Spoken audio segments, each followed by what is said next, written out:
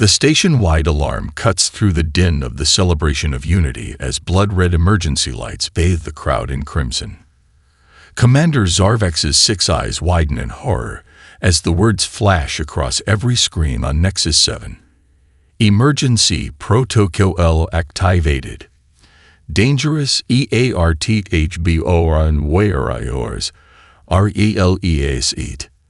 The Galactic Concorde's highest officials scramble for escape pods as security barriers slam down. Lock down all transit hubs. Deploy containment teams Alpha through Delta. Zarvex barks into his communicator, the chitinous plates on his neck flaring with stress hormones. His subordinates scurry to obey, their movements jerky with barely contained panic. The command center's massive holographic display flickers to life, showing 7 red dots moving through the station's blueprint with alarming speed and purpose. The humans had been perfectly compliant for months, observing cultural events, providing diplomatic insights, even entertaining the Concorde elite with demonstrations of Earth music and art. The deception had been masterful. How did they breach the psi barriers? Demands High Counselor Vreen, her gelatinous form pulsating with agitation. Those cells were designed by our best xenopsychologists. The restraints should have adapted to their thought patterns. That's exactly the problem, says Zarvex, pulling up the security logs. Look at their neural scans from this morning compared to last week. The display shows comparative brain activity patterns.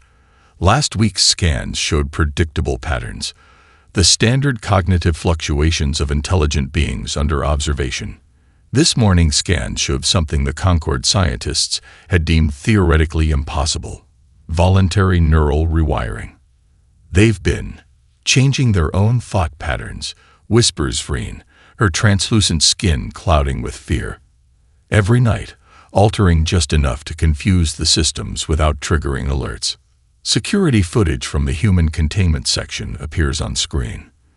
The 7 humans had moved in perfect synchronization, exploiting a 3-second vulnerability when the psi barriers recalibrated. Within moments, they had neutralized 12 guards without inflicting a single casualty. Restraining, not killing. Sir, we've lost contact with Section 17, reports a communications officer, antenna quivering. That's where we keep the special ambassadors. Zarvex feels his blood run cold. The special ambassadors were children from non-compliant worlds, officially students of Concorde culture, unofficially hostages ensuring their homeworld's obedience. If the humans had found them. New footage appears, showing the human female, Hayes, he remembers, leading a group of small aliens through the maintenance tunnels.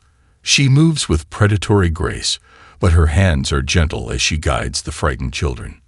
Another human, the medical officer, Chen, carries a Malorian youngling who couldn't keep pace with the others. They're not just escaping. Zarvex realizes aloud. They're rescuing the hostages. This changes nothing. Vreen snaps. Activate the purifier units. Sterilize any section they've contaminated. Zarvex hesitates, mandibles clicking anxiously. Counselor, the purifiers will kill indiscriminately, including the ambassadors. Those are our orders, Vreen says coldly. The hegemony is clear. No evidence, no witnesses. As Vreen turns away, Zarvex notices something on another monitor. The humans have accessed a terminal in the archive sector. They're downloading classified files, information about Earth's initial contact with the Concorde a century ago. They know, he whispers to himself. Somehow, they know why Earth was really quarantined. The last recorded transmission from the guards assigned to the human section echoes in his mind. They were waiting for us. They knew we were coming. For the first time in his long career as a Concorde officer, Commander Zarvex feels the unfamiliar sensation of doubt crawling through his mind. Perhaps the emergency protocol wasn't warning the station about the humans. Perhaps it was warning the humans about what the station truly was. Breathe normally. You'll adjust to our oxygen mix. Jenna Hayes whispers to the trembling Malorian child hiding behind her. The former Earth Special Forces operative signals to her team as they navigate the maintenance shafts of Nexus 7. The child's gills flutter rapidly, its wide luminous eyes fixed on Jenna's face. The guard said humans eat other species, it whispers in broken standard. They said your world is so violent even your microbes try to kill each other. Lieutenant James Okonkwo chuckles softly as he checks the tunnel junction ahead. Our microbes are enthusiastic. I'll give them that, he says, his Nigerian accent rolling pleasantly over the words. But we save our appetite for synthesized proteins and vegetables. Little one. The tunnel opens into a vast hydroponics bay, emerald light filtering through translucent leaves that stretch toward the artificial sun. Dr. Chen consults the holographic map they'd stolen from the security office. We need to move quickly, Chen says, pointing to a pulsing red indicator. Security Chief Thelmera has deployed hunter-seekers in sectors 12 through 15. They'll reach this position in approximately 7 minutes. Jenna nods, her face grim. The children need rest and food. Captain Rice, secure this area. Zhang, tap into the environmental controls and create some interference. Make it look like system degradation, nothing deliberate. Okonkwo and I will make for the communications hub. The group splits with practiced efficiency. The 7 humans had spent months in captivity developing contingencies, communicating through a tap code during cultural exchange events that the Concord surveillance systems had dismissed as meaningless fidgeting. Security Chief Thelmera stalks through the pristine corridors of Nexus 7's upper levels, his clawed feet clicking against the polished floor. 200 successful captures had earned him his reputation and the ceremonial scaring that adorned his scaled hide. He had hunted the most dangerous prey the galaxy had to offer: rogue Varga berserkers, ill-theory assassins, even a psychic Noor once. But humans were different. Report. He snaps into his communicator. Hunter-seekers have detected respiratory signatures in Hydroponics Bay 3, but the trail splits in multiple directions, responds his second-in-command. And sir, the humans appear to be communicating, but we can't detect any transmissions. Thelmera hisses in frustration.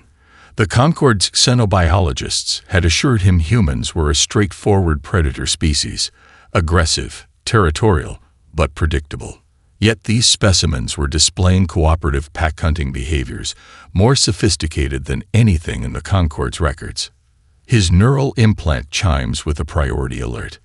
Motion detected in Communications Hub 2, reports an automated system. Thelmera signals his elite squad to converge on the location. If the humans were trying to contact their homeworld, he would end this chase quickly. The hub doors slide open to reveal 2 figures hunched over a terminal. Freeze. Thelmera commands, his disruptor aimed squarely at the male human's back. But instead of surrendering or attacking, the humans simply vanish. A holographic projection. Thelmera realizes too late as the terminal before him activates on its own, scrolling through classified files faster than he can process. Sir, his second-in-command says, voice wavering. You need to see this. The screen displays internal communications bearing the highest security classification. Instructions from Concord High Command authorizing the activation of purifier units and the elimination of all witnesses aboard Nexus 7, including Concord diplomatic personnel. The transmission bears the personal encryption signature of Thelmera's superior, High Counselor Vreen. A secondary window opens, showing footage of humans leading alien children through the maintenance tunnels, children who, according to official records, shouldn't even be on the station. Thelmera's mandibles click rapidly as he processes this information. His entire career, his sworn duty to the Concord, all built on lies. He had been hunting the wrong prey all along. Sir, his second prompts again. Your orders. Thelmera stares at the screen at the human female, Hayes, gently guiding a frightened child to safety, and makes a decision that will forever alter the course of galactic history. Find the humans, he says finally, but not to capture them. I need to speak with them. Impossible, whispers Commander Zarvex, watching the security feeds. They turned our recycling center into a fortress in under 6 hours. The junior officer beside him, Trill, adjusts the monitoring sensors. Sir, I'm detecting unusual energy configurations in Section 22. The humans appear to be repurposing our equipment. On the screen, technical specialist Wei Zong kneels before an exposed panel, his fingers dancing across circuitry never designed for human hands. 3 aliens of different species, a crystalline Phalasian diplomat, a furred Iltheri engineer, and a hovering Malorian child, watch intently as Zhang explains something, occasionally pointing to different components. He's teaching them. Zarvex realizes, fascination overriding his alarm. Not just showing them what to do. He's explaining the principles. The station shudders violently. Warning lights flash across the command center as environmental alarms blare. Neurotoxin detected in environmental systems, shouts Trill. Hegemony override protocols engage. We can't shut it down from here. Zarvex watches in horror as the security feed shows the recycling center filling with faint green mist. The hegemony's final solution: poison the entire station, destroying all evidence and witnesses in one ruthless stroke. But instead of panic, the cameras capture something extraordinary. Dr. Marcus Chen is already in motion, pulling apart filtration units with swift, economical movements. Captain Rice organizes the various species into groups, matching their physiologies to different atmospheric needs. Within moments, Chen has constructed makeshift breathing apparatuses, calibrated to 6 alien respiratory systems. Sir, Trill says, voice trembling with awe. They're neutralizing the toxin. The human doctor is using the water purification chemicals to create a counteragent. On another screen, Zhang has somehow transformed mundane maintenance equipment into a makeshift communications array. The humans' improvisations bypass all standard Concord security protocols, as though the elaborate defenses that had stymied the best Concord engineers for decades were mere inconveniences. They're broadcasting something system-wide, Trill says, punching commands into his console. Every screen in the command center flickers, then displays footage of the hegemony's secret detention levels, row upon row of stasis pods containing political prisoners from dozens of worlds. The recording pans across faces of diplomats who had officially retired, scientists who had relocated to research outposts, activists who had simply disappeared. This isn't from our security feeds, Zarvex says. Where did they get this footage? It appears to be from Nexus 7's restricted archives, Trill answers. The humans didn't just find the detention levels, they found proof that this has been happening for centuries. In the recycling center, now a thriving command post, Jenna Hayes is transforming chaos into order. The cameras show her organizing terrified refugees into functional teams, not by species or rank as Concord protocols would dictate, but by skill and ability. A Vargar warrior guards a Diraxian engineer, ancient enemies working side by side. A Concord bureaucrat follows the instructions of a Malorian child who knows the ventilation system better than anyone. The assessment was wrong, Zarvex realizes, mandibles clicking with the sudden clarity of revelation. We didn't quarantine them because they were violent. We feared them because they make the impossible possible. On the screen, Hayes looks directly into a camera, her expression resolute. She raises her hand in what Zarvex recognizes as an Earth military salute, not a gesture of submission, but of respect between equals. They know we're watching, Trill whispers. No, Zarvex corrects him. They're counting on it. They want us to choose sides. The choice, he realizes, has already been made. The question is no longer whether to stop the humans. It's whether the Concord itself deserves to survive. The data crystal glows between them as Security Chief Felmera slides it across the table to Jenna. This cost 11 of my best agents their lives, he says, mandibles clicking with tension. Jenna connects the crystal to their makeshift terminal. The holographic display flickers to life, bathing the improvised war room in a cold blue light. Captain Reyes and Dr. Chen lean forward, their faces grim as centuries of hegemony operations materialize before them. These genetic profiles, Chen says, pointing to a complex three-dimensional model, they're selection markers. The hegemony has been directing the evolution of sentient species. Thelmera nods, his scaled skin rippling with suppressed emotion. For over 900 cycles, they'd been engineering compliant populations, species that develop certain traits. Creativity, adaptability, innovation. Rice finishes, scrolling through planet after planet listed as modified or restricted. They're breeding for obedience and specialization, not advancement. The crystal's data reveals targeted breeding programs on 17 worlds, forced sterilizations on another 9, and complete quarantine for 3, with Earth at the top of the list. Lieutenant Okonkwo's voice comes through the comms.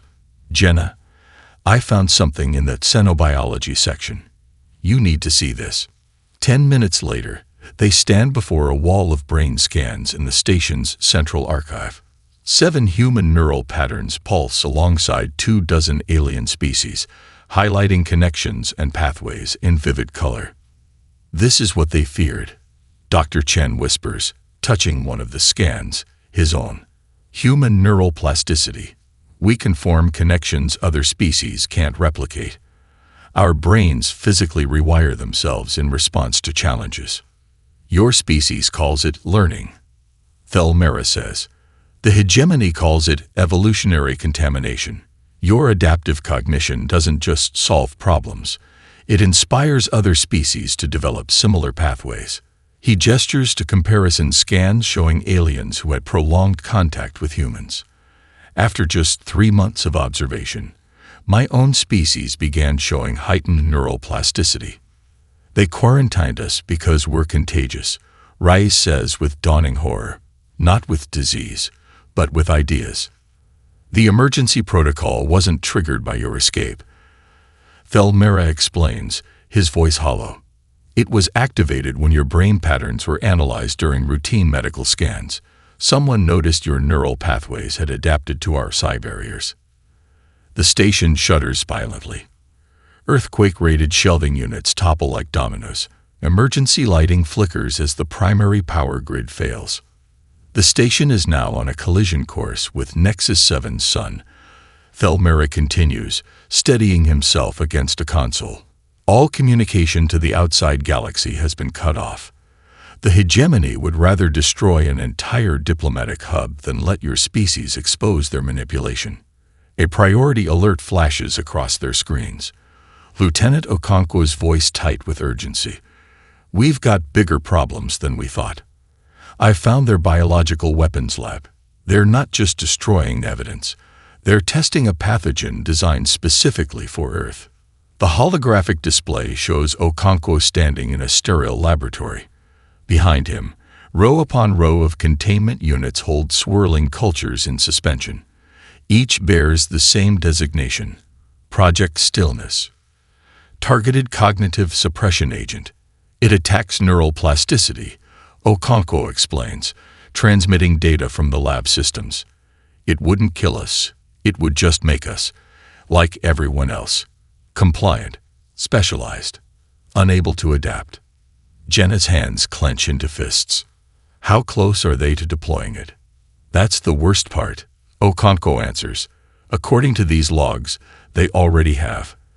A hegemony stealth vessel left for Earth 3 days ago with the first batch. Estimated arrival, 2 weeks. Silence falls over the group as the implications sink in. Earth, isolated for a century, has no warning, no defenses against a threat it doesn't know exists. The pathogen would be just the beginning, Thelmera says quietly. Once your species is stabilized, the hegemony would reintroduce you to the galactic community as a success story. Another specialized species fulfilling its designated function. Jenna exchanges looks with her team. Then our mission just changed, she says. We're not just escaping anymore. We're going home, and we're going to beat that ship there. My people have been at war with the Diraxians for 8 generations, growls the massive Varg ambassador, towering over Captain Eliana Reyes.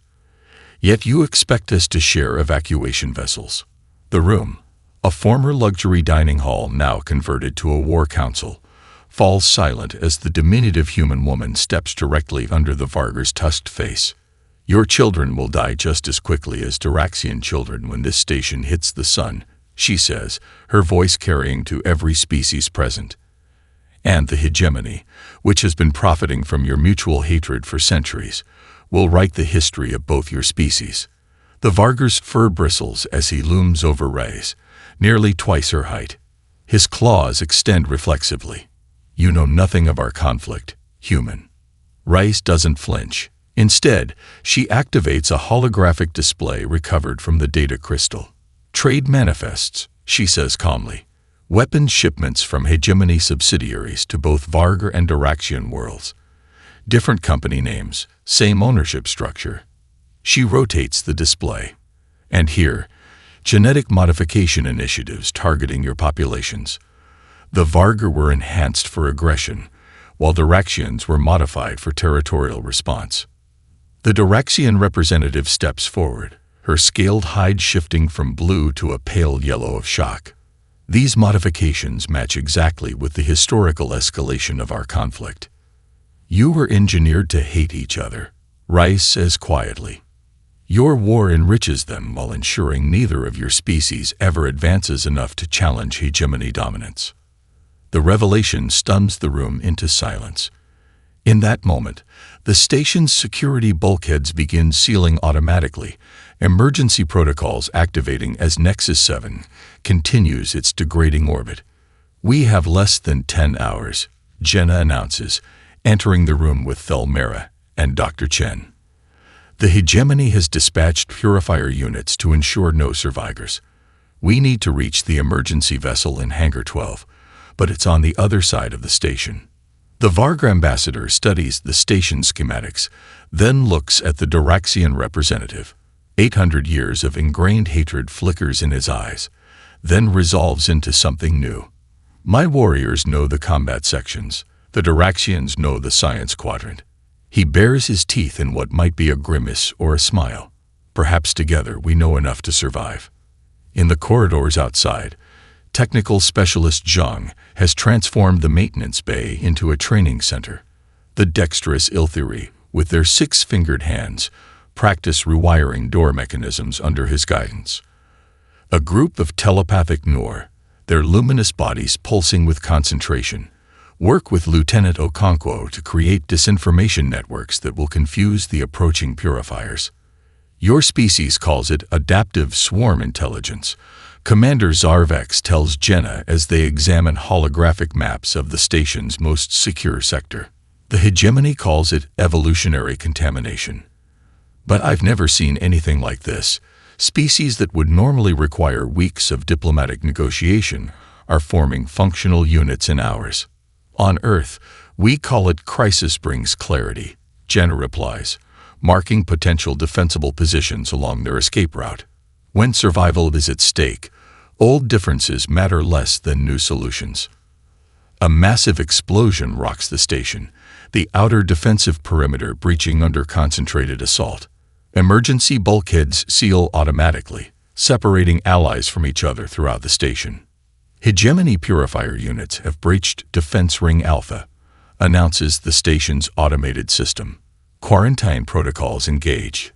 Throughout the station, members of a dozen species find themselves cut off from the main group. In the old order, this would have meant paralysis, specialized roles unable to function without hierarchy. Jenna's voice echoes through the comms network. Remember the Earth principle I taught you. When separated from your unit, don't wait for orders. Improvise, adapt, and overcome. On surveillance cameras throughout the station, Commander Zarvex watches in astonishment as former enemies form impromptu alliances. A Vargur warrior protects a wounded Duraxian scientist. An Ilthiri engineer uses techniques learned from Zhang to bypass a sealed door, allowing evacuees to continue their journey to the emergency vessel. They're not just following your people, Zarvex realizes. They're becoming like you. Jenna checks her makeshift weapon. That's what the hegemony always feared. Not that we would conquer the galaxy, but that we would change it, one mind at a time. The evacuation bay doors won't fully open. The mechanism damaged in the hegemony's assault. Technical specialist Weizong runs diagnostic algorithms on his makeshift console, his face illuminated by the red glow of warning indicators. Primary hydraulics are completely severed, he reports. Secondary systems are online, but at 17% capacity, not enough to create sufficient clearance for the evacuation vessels. Through the viewport, they can see their salvation. 3 sleek ships designed for fast interstellar travel, each capable of holding 100 refugees. Beyond them, the burning orange disk of Nexus 7's sun grows perceptibly larger. Manual override? Jenna asks, already knowing the answer. Zhang's expression remains professionally neutral as he indicates a schematic. The junction box is located here, in the external maintenance corridor. The purifier's attack breached the radiation shielding in that section. Current levels are, he consults his readings, approximately 40,000 rads. A murmur runs through the assembled refugees. Everyone present understands what that radiation level means, certain death for most species. I'll go, volunteers a Doraxian commander, stepping forward. My species can withstand radiation better than most. The scales along her neck flare with determination. I owe the humans a debt for revealing the truth about our engineered conflict. Zhang shakes his head, already removing non-essential equipment from his pockets. Your biology gives you a 12% survival chance at these radiation levels. I have specialized knowledge of the systems. This gives everyone the best odds. The Doraxian, trained never to value an enemy's life above her own, watches in disbelief as Zhang begins sealing his uniform at the wrists and neck. But you'll die, she says, the concept clearly foreign to her worldview. Probably, Zhang agrees matter-of-factly. But one life against hundreds is simple mathematics. He looks at Jenna, a silent communication passing between them. Besides, someone needs to make sure that pathogen never reaches Earth. Dr. Chen steps forward, pressing a small injector against Zhang's neck. This will give you approximately 15 minutes before severe symptoms begin. It won't stop the damage, but it will keep you functional. His voice catches slightly. Make them count. Zhang nods, accepting the medication without comment. To the watching aliens, the human's calm efficiency is more unsettling than emotional displays would be. This is not dramatic heroism, but calculated sacrifice. Through the viewport, they witness Zhang working methodically as the airlock cycles. The moment the outer door opens, visible waves of radiation wash over him. He doesn't hesitate, moving directly to the junction box and beginning the override procedure. On the internal comms, they can hear his breathing. Steady at first, then increasingly labored as minutes pass. His skin visibly blisters and peels, radiation burns appearing almost immediately on exposed flesh. Still, his hands move with precision, bypassing circuits, rerouting power. Neural degradation beginning, Dr. Chen murmurs, watching Zhang's life signs on a portable monitor. He should be unconscious already. The bay doors grind open just enough to allow the escape vessels through. Zhang remains at his post, making minute adjustments to ensure the aperture remains stable. Zhang, Jenna says over the comm. That's enough. Come back in. Negative, he responds, voice synthetic through damaged vocal cords. Doors will require manual holding at this position. Auto-return protocols would reseal immediately. The Varg ambassador, who minutes earlier had questioned sharing vessels with historical enemies, watches with his entire clan. Their posture shifts subtly, ears forward, shoulders lowered. A stance of profound respect in their culture. I don't understand, a young Ilthiri says to Captain Reyes. Your species could survive without him. Why would he choose this? On Earth, Reyes explains quietly, we have a saying. So others may live. It's not about survival. It's about what survival is for. Through the viewport, John raises his radiation-scarred hand in a final salute as the first evacuation vessel prepares for launch. The signal cannot be blocked. The hegemony Archon rages as reports flood in from across the galaxy. The quantum transmission from Nexus 7 has bypassed all censorship protocols, reaching even the most isolated worlds under hegemony control. In her opulent chamber on the hegemony capital world of Terminus Prime, Grand Archon Celessi watches her carefully constructed order dissolve in real time. For 37 standard cycles, she has guided the hegemony's policy of selective evolution, culling dangerous traits, nurturing specialized compliance. Now her visualization displays flash with uprising indicators across 17 systems. How did they compress a quantum signal through our barriers? Demands her chief technician. The encryption algorithms should have been impenetrable. They had help. Celessi realizes, studying the transmission signatures. Someone with high-level Concord access codes.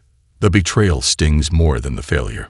On the trading hub of Callisto Prime, refugees from 37 species gather in the Grand Forum, their differences forgotten as they watch Jenna Hayes address the Galactic community. The evidence is irrefutable. Genetic manipulation programs, orchestrated conflicts, suppressed technologies, all designed to maintain the hegemony's dominance. For centuries, you've been told that certain species are naturally superior. Jenna's transmitted image declares, her eyes fierce with conviction. You've been told that specialized evolution is the path to galactic harmony. These were lies designed to keep you compliant, to prevent you from recognizing your own potential. Behind her stands a coalition that would have been unthinkable months earlier. Vargar warriors alongside Duraxian scientists, Iltheri engineers exchanging ideas with Phalasian diplomats, Concord bureaucrats, and station refugees unified in purpose. We are not your enemy, Jenna continues. Earth was quarantined not because we were violent, but because we represented a different path, one where adaptation trumps specialization, where cooperation enhances rather than diminishes individual potential. On the Varg homeworld, warriors lay down their weapons mid-battle as the truth of their engineered conflict with the Duraxians becomes clear. An ancient war, responsible for billions of deaths across generations, ends not with victory, but with horrified recognition. Our hatred was manufactured. A Varg battle leader tells his troops, the transmission playing on emergency channels. Our enemy was never the Duraxians. It was those who made us believe we could only be warriors. Throughout the Concord, citizens storm government buildings demanding answers. The hegemony's carefully constructed narrative collapses within days, their agents exposed, their puppet leaders overthrown.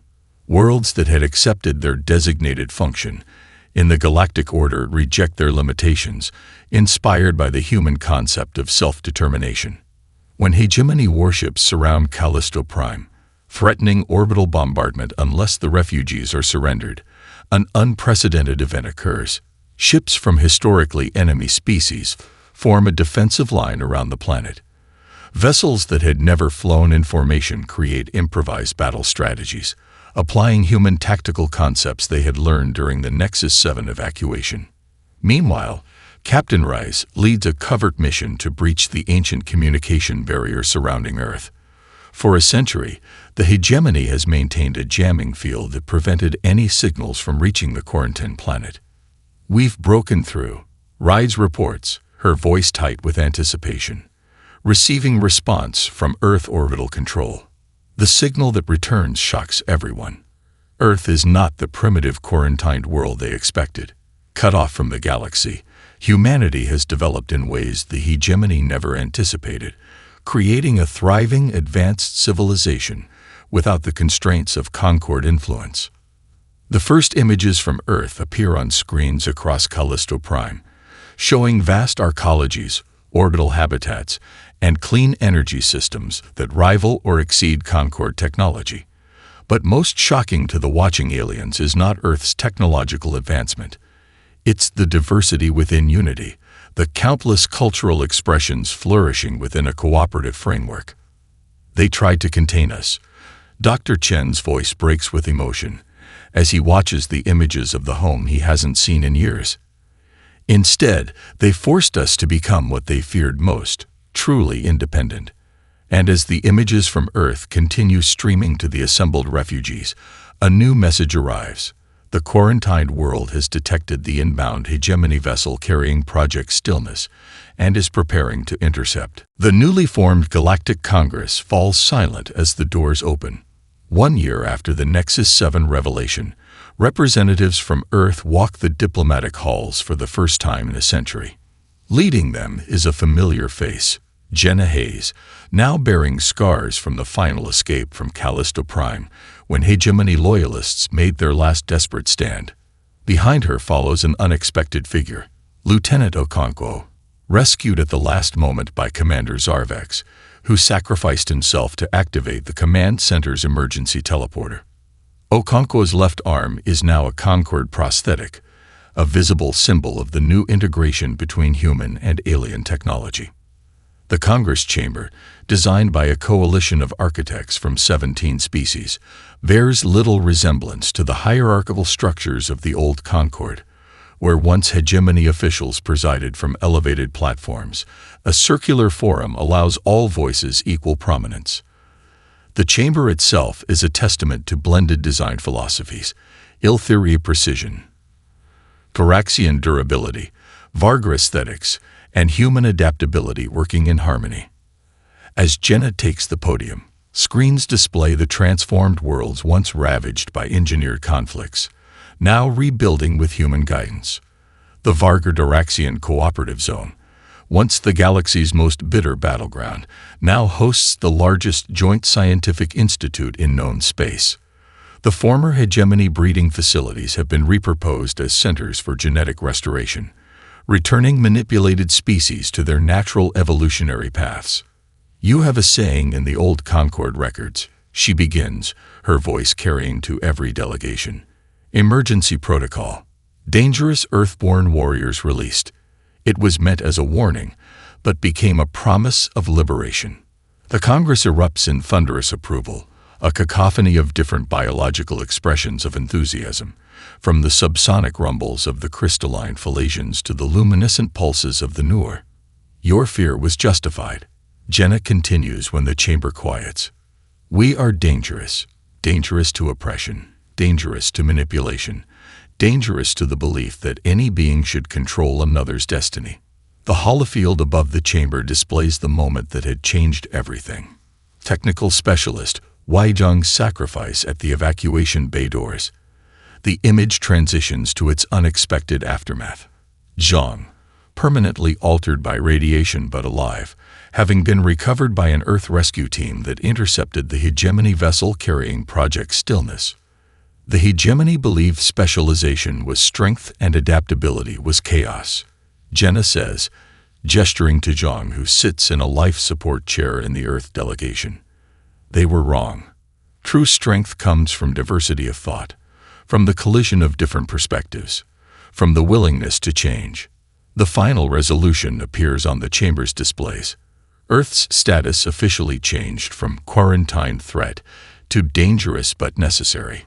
As the session concludes, delegates crowd around the humans, each with stories of how Earth's principles have transformed their societies. The Illyria, once prized for their technical precision, but limited in creative thought, now pioneer art forms that blend mathematics and emotion. The telepathic Noor, previously isolated due to fear of their abilities, now serve as mediators using communication protocols developed on Earth. A young Varga, daughter of the ambassador who once refused to share evacuation vessels with Daraxians, approaches Okonkwo with a request that symbolizes the new era. "Teach us how to be dangerous too." In the observation deck above, technical specialist Zhang, his body permanently altered but his mind intact thanks to Earth's advanced medical technology, watches the proceedings with Dr. Chen. "Was it worth it?" Zhang asks, his voice synthetic through his life support systems. His gaze drifts to the memorial wall where Commander Zarvex's name is prominently displayed alongside others who gave their lives during what historians now call the liberation. Chen gestures to the chamber below. where former enemies now cooperate in ways unimaginable before humans showed them how. A hegemony education facility, once used to indoctrinate compliance, has been transformed into the first galactic university, where all species study together without hierarchy. "We didn't just save ourselves," he answers, placing a hand on his friend's shoulder. "We saved the very concept of freedom." Below them, Captain Rise addresses a delegation of young representatives from 15 species. Her words, now a guiding philosophy for the new Congress, echo through the chamber. The most dangerous idea in the universe isn't violence or power. It's the belief that you can become more than what others decided you should be.